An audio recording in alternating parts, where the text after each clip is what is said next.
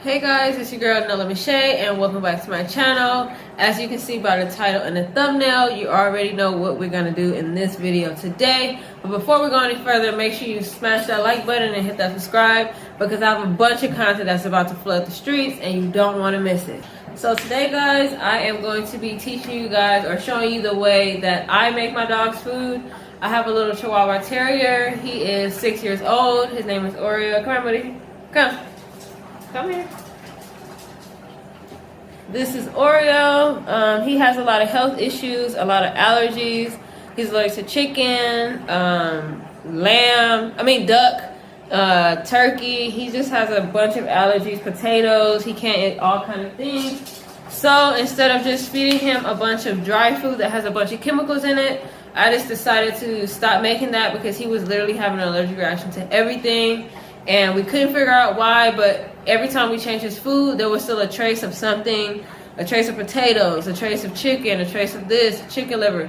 So we just decided, let's go ahead and just cook his food so we know exactly what he's ingesting, exactly what's going into his body. And it also will be better for him because at one point in his life, he was just throwing up maybe every other day. I think his stomach was upset from the kibble, and I think it was just super harsh on the stomach. So now that we have changed over and started to actually cook his food, I have not seen him throw up anymore. He doesn't really get sick. He used to get sick in the car too sometimes. So yeah, I don't see him going through any of that anymore. So I just decided, hey, this is what we're gonna do. This is the best bet. It's cheaper this way. It's easier. When I go pick up my food, I can pick up his, and I know exactly what's going on in his belly. So I feel like that is a bonus, and I know a lot of people are really concerned with what they put in their dog's body. So I feel like this will be the best way for people to kind of feed their animals. So I'm just going to walk you through my process today. Today I'm going to be making kind of like his usual meal. For the past 3 weeks, he's been on like a vegetarian vegan diet. I haven't put meat in his food just to kind of clear him out. I always do like a reset for him.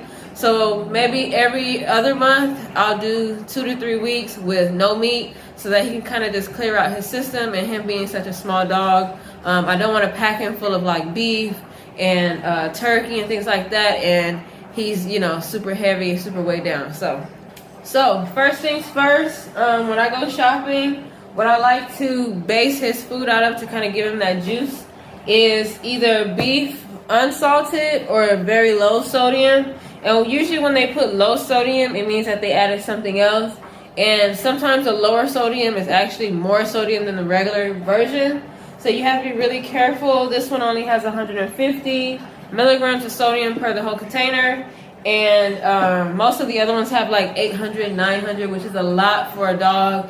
And sodium is actually not good for them. Sugar isn't good for them. They can't properly digest it. So you just really want to be careful and read the labels when you're buying your dog human food or human grade food, because you don't want to feed them something that's in the long run you're going to end up killing them.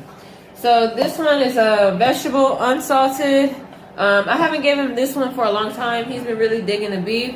So I've been doing the beef, but I ran out, so I use a combination of both. And whenever I cook his food, I use about 1.5 to 2 of these, and then I'll use a full bottle this size of water to put also in the pot, and I let that stew. So once that starts to boil, we can go ahead and start to add the fruits and the vegetables in there. Well, actually vegetables, I don't put fruit.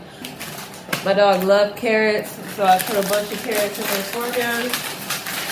And I don't add the vegetables until it's actually simmering, and then I'll turn it down low. And then just drop a bunch of those in there. Because you have to remember, since he's only eating vegetables, beans, and meat, you kind of have to fill up more of the vegetables to kind of give it that fulfilling meal for them, because if not, they're going to be hungry all day, especially with the beans being so light. And for his beans, I don't use like black beans or refried beans. I use lentils, green lentils. I soak them, which is what I'm doing now to release the gas, if you guys can see. Just to release the gas, so I'll do that for a little while before I start his food. And then once this is going, I'll let this simmer for maybe 15 minutes before I add the meat to kind of make the vegetables soft. And today's he's gonna have, I think I'm gonna skip the salmon for today because I don't want to have my brother have to put that in. So I think I'm just gonna do turkey for today's meal. And yeah, let me go ahead and put the green beans. No salt added, as you guys can see. My dog loves green beans and green peas. His favorite is green beans. Let's add some. These little shortcuts you can take. These are going to be some of the cut green beans.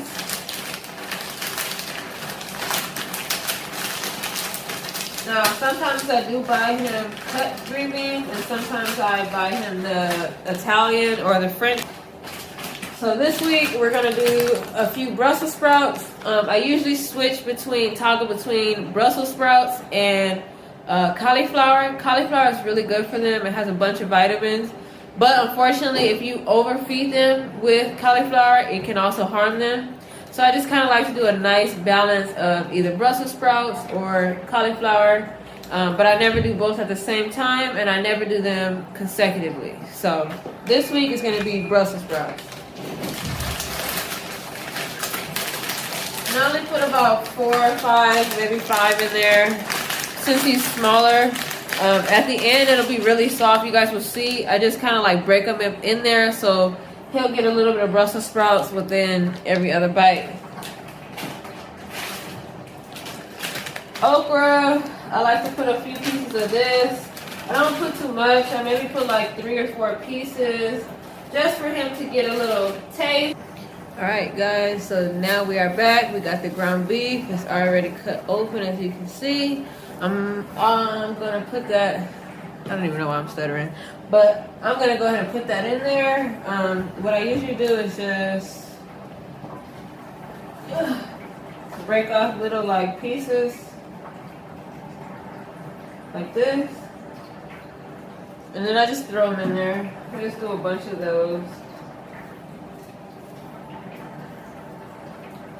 So that way the meat gets evenly distributed and he's not just getting one big patty.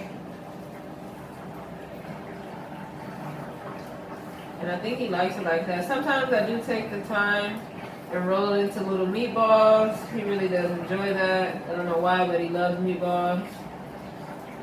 But right now, I'm just trying to do it on a time crunch. I have some other things I want to get done. And at this point, I have the fire on 4, which is like a medium heat, medium low. So you don't have to do this on too high. It doesn't need to be like boiling actively for it to be cooking. This meat will get done in maybe like 2 or 3 minutes. I usually crank it up just a tad bit, and then after the meat is done is when we're going to go ahead and put in the beans. And at that point, we let that cook for 45 minutes or until you see that the beans are soft, the meat is cooked, everything is soft. And I like to leave him a little bit of juice. I dropped a big chunk in there right now. I like to leave him a bit of juice because I know he prefers his food a little more on the, not soupy side, but moist, you know. So when we pour it in his bowl, it is a little bit of juice that's coming with that, and he likes that much better, and he responds to that much better than when we put it in there and it's kind of just like a dry little pop, you know.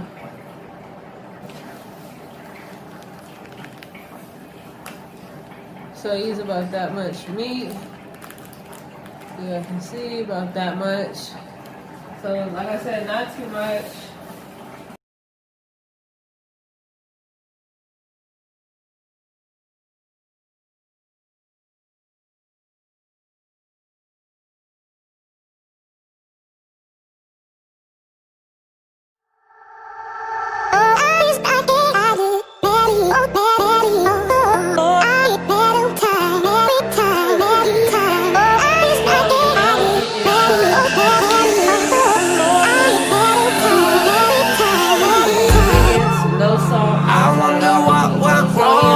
So what I use is organic turmeric. Just got this.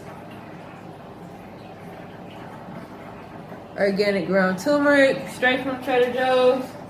Just like to put that in there. This is really good for inflammation. It's good for their blood pressure. It's good for their eyes. It's good for a lot of things. Overall, just overall good health, you know. So I like to put a good amount of this.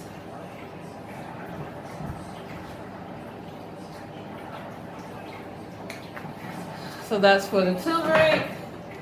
I use organic, or I usually use organic, but this time I have just some rosemary leaves. I put a little bit of those. This is good for regulating their blood sugar. So it won't be too high or too low. It's good for that. So I just put a little bit of that in there. You don't want to do too much on the rosemary. Keep it very light, very, very light. Third, but not least, I use a bit of coriander. This is really good for rebuilding their gut health. This is good for them using the bathroom just to kind of regulate them. This is something that's really, really good that I like to use. I noticed that when I started using this, my dog, when he was pooping out like mucus the first like maybe 2-3 weeks that he was eating it. Not just this, but the food itself. And that's when I read up on it, they said that I was rebuilding his gut health, which I love because he really needed his gut rebuilt. But anyways, coriander is really good for that, just regulating them and rebuilding their gut lining, which is really important, especially in dogs that have food sensitivities like mine. So once I do that, I just give it a stir. And as you can see, the meat is pretty much already almost done. And it's because I put it in small pieces and broke it up the way I did that it's almost done. The vegetables are all soft. So at this point, I am going to rinse out the beans. So now I'm going to rinse off my beans. No more water in there. So now I'm just going to dump these in.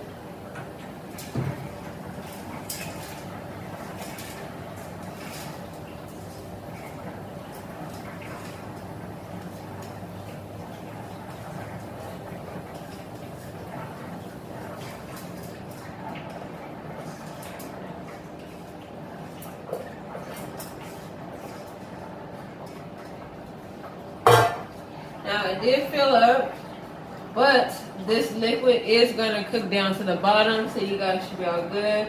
What I like to do is give the beans a nice little stir so that I know that they got down to the bottom. So now we're just going to let this simmer. I turn it up to maybe a steady medium high, and then just let this simmer for about 45 minutes, and I'll get back to you guys in a bit.